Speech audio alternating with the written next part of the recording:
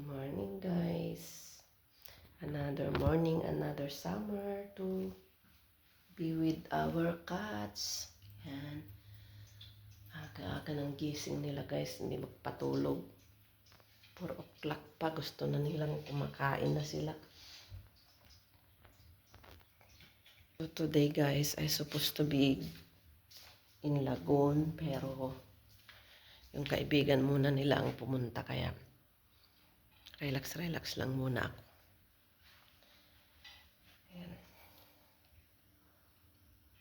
Patayin na natin yung ibang ilaw.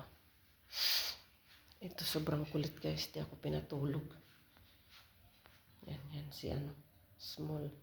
Grabing kulit guys, takbo ng takbo. Kung ano-anong kinakalampag. Ayan, may mga saging tayo.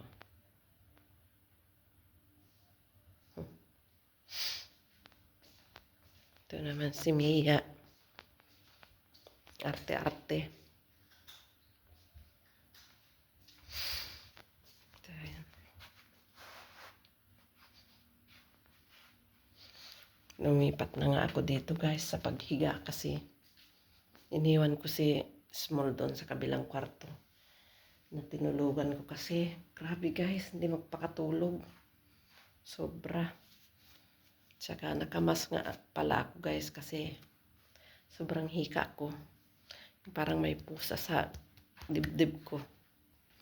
Nahina na talaga ako sa balahibo ng pusa. Pero kailangan guys eh. Tignan mo, ayan na naman siya. Kulit-kulit po.